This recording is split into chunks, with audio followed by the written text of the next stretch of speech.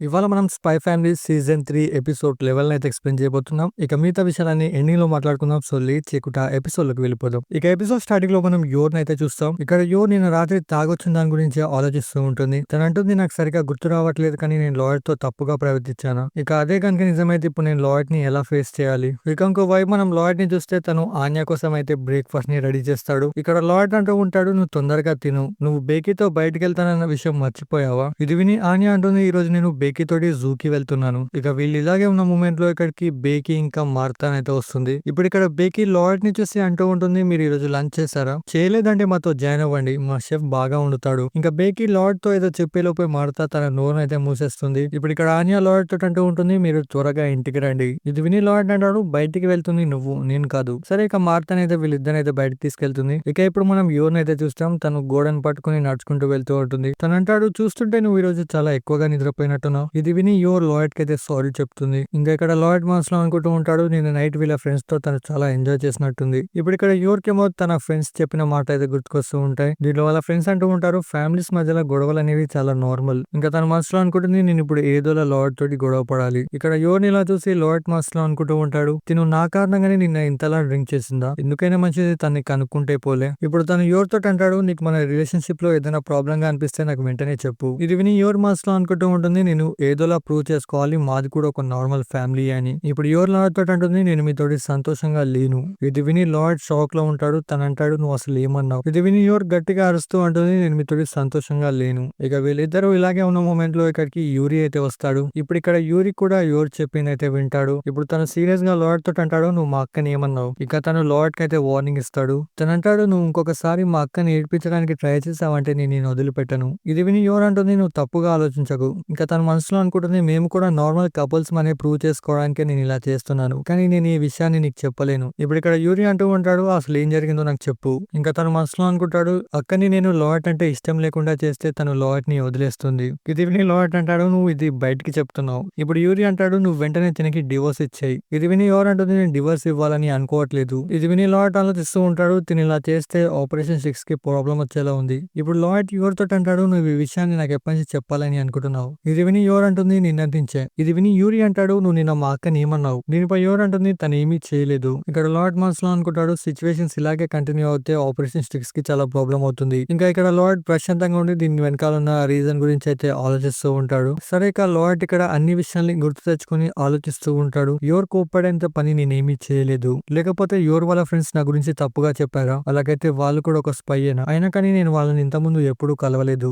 ఇక్కడ ఇలాగే లార్డ్ పిచ్చి పిచ్చిగా ఆలోచిస్తూ ఉంటాడు. ఇప్పుడు యూరి అంటాడు, "నువ్వు నిన్న ఏం చేసావన్న సంగతి నాకు తెలీదు, కానీ నువ్వు ఇప్పుడు మా అక్కకి సారీ చెప్పు." ఇది విని లార్డ్ మనసులో అనుకుంటాడు, ఇది ఒక మంచి ఆలోచనే. సారీ చెప్పడం వల్ల సిచ్యువేషన్స్ నార్మల్ అవ్వచ్చు. ఇక ఇప్పుడు లార్డ్ యోర్ కైతే సారీ చెప్తాడు. ఇది విని యోర్ అంటుంది, "మీరు అసలు సారీ చెప్పాల్సిన అవసరం లేదు." ఇక్కడ లార్డ్ ఏమో ఏదో అనుకుంటాడు. తను అంటాడు, "యోర్ నా సారీని రిజెక్ట్ చేసింది." ఇప్పుడు ఇక్కడ యూరి అంటూ ఉంటాడు, "నువ్వు మా అక్కకి మళ్ళీ సారీ చెప్పు." ఇది విని లార్డ్ కి కోపం వస్తుంది, కానీ లార్డ్ అంటాడు, "ఇప్పటి వరకు జరిగిన దానికి సారీ, ఇప్పటి నుంచి నేను నిన్ను చాలా బాగా చూసుకుంటా." ఇప్పుడు యోర్ అంటుంది, "ఇదే కదా ప్రాబ్లం." ఇక ఇది వినగానే లార్డ్ కి అసలు ఏమీ అర్థం కాదు. ఇంకా యూరి ఏమో మధ్యలో వచ్చి వరుతూ ఉంటాడు. దీన్ని చూసి యోర్ అంటుంది, "ఇది మా ఇద్దరి మధ్యలో గొడవ, నువ్వు మధ్యలోకి రాకు." ఇక ఈ మాట వినగానే యూరి పాపం చాలా ఫీల్ అయిపోతాడు. తన మధ్యలో అనుకుంటాడు, "నేను వాళ్ళిద్దరి మధ్యలోకి వస్తున్నానా?" ఇక్కడ లార్డ్ మనసులో అనుకుంటాడు, "నేను ఈ విషయాన్ని అస్సలు మర్చిపోవద్దు, అతను సీక్రెట్ పోలీస్ ఆఫీసర్, వీలైనంత తొందరగా ఈ గొడవని ఇక్కడే ముగించాలి." ఇక వీళ్ళందరూ ఇలాగే ఉన్న మూమెంట్ లో వీళ్ళకి ఒక ఫోన్ కాల్ అయితే వస్తుంది. ఇక ఇప్పుడు ఆ కాల్ ని లిఫ్ట్ చేసి యోర్ అంటుంది, "నేను మిసెస్ ఫోజని మాట్లాడుతున్నాను, మీరెవరు?" ఇక ఇది వినగానే యూరి ఇంకా షాక్ అవుతాడు. తను అనుకుంటాడు, తిను ఇప్పటిదాకా గొడవ పెట్టుకుంది, మళ్ళీ తన సర్నేమ్ ని యూజ్ చేస్తుంది. సరేగా ఇప్పుడు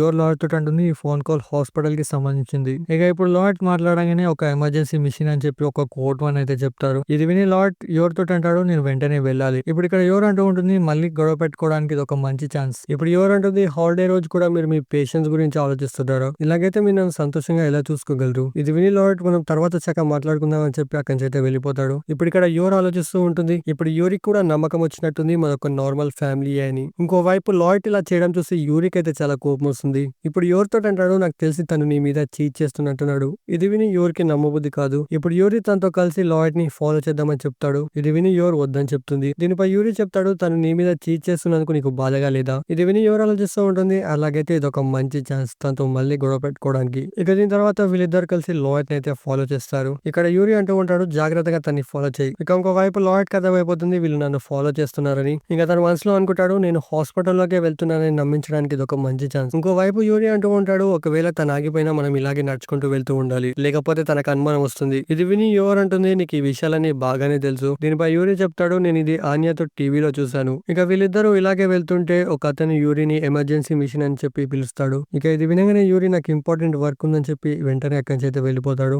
ఇక దీని తర్వాత యువర్ ఒక్కతే లాయిడ్ ని ఫాలో చేసుకుంటూ హాస్పిటల్ కి అయితే వెళ్తుంది. ఇంకా తను రియలైజ్ అవుతుంది గొడవ పెట్టుకోకపోవడమే మంచి విషయం అని. ఇంకా నిన్న నైట్ తాగింది కూడా ఇక్కడతోనే దిగిపోతుంది. ఇక ఇంకో వైపు లాయిడ్ ఫ్యూనా అయితే కలుస్తాడు. ఇక్కడ ఫ్యూనా అంటూ ఉంటుంది, ఇది ఒక లెవెల్ 3 సిచ్యువేషన్. దీనిపై లాయిడ్ అంటాడు, ఏమైంది? దీనిపై ఫ్యూనా చెప్తుంది, రీసెంట్ గా వెస్టలిస్ వాళ్ళు ఒక ఏజెంట్ ని పట్టుకోవడానికి ట్రై చేశారు. ఇంకా అతనికి సంబంధించిన ఇన్ఫర్మేషన్ తెలుసుకునే లోపే అతను అండర్ గ్రౌండ్ అయిపోయాడు. ఇంకా అదే టైంలో ఒక సీక్రెట్ ఫైల్ కూడా మిస్ అయింది. దీంట్లో వెస్టలిస్ వైస్ ఇంకా ఆపరేషన్ 6 కి సంబంధించిన ఇన్ఫర్మేషన్ ఉంది. ఈ ఇన్ఫర్మేషన్ కనుక లీక్ అయిందంటే మన అందరం దొరికిపోతాం. ఇక ఇంకో వైపు మనం సీక్రెట్ పోలీస్ కి సంబంధించిన డైరెక్టర్ విల్కన్ అయితే చూస్తాం. ఇప్పుడు తను వాళ్ళ సోల్జర్స్ కి చెప్తూ ఉంటాడు, మన డివిజన్ 4 కి సంబంధించిన ఏజెంట్స్ ఎవరైతే వెస్ట్ లో ఉన్నారో వాళ్ళు తిరిగి వస్తున్నారు. వాళ్ళకైతే ఇంపార్టెంట్ ఫైల్ దొరికిందంట. ఇప్పుడు మీరంతా వాళ్ళందరినీ ప్రొటెక్ట్ చేయాలి, ఎందుకంటే వెస్ట్ కి సంబంధించిన ఏజెంట్స్ వాళ్ళని వెతుకుతూ ఉన్నారు. సరే ఇంకో వైపు మనం ఒక అతన్ని చూస్తాం. కొంతమంది ఏజెంట్స్ అయితే ఇతని ఫాలో చేస్తూ ఉంటారు. ఇక దీన్ని నోటీస్ చేసి ఇతను ఆ ఏజెంట్స్ ని వెంటనే ఫినిష్ చేస్తాడు. ఇక ఇలా తిను బయటకు వస్తే ఒక అతను తిని చంపడానికి ట్రై చేస్తాడు. దీన్ని చూసి ఇతను వెంటనే ఆ కార్ మీద అయితే అటాక్ చేస్తాడు. ఇక దీని వల్ల ఆ కార్ కి అయితే పెద్ద యాక్సిడెంట్ అవుతుంది. సో ఇప్పుడు మనకు తెలుస్తుంది ఇతని పేరు వచ్చేసి వెస్టర్న్ విల్లో.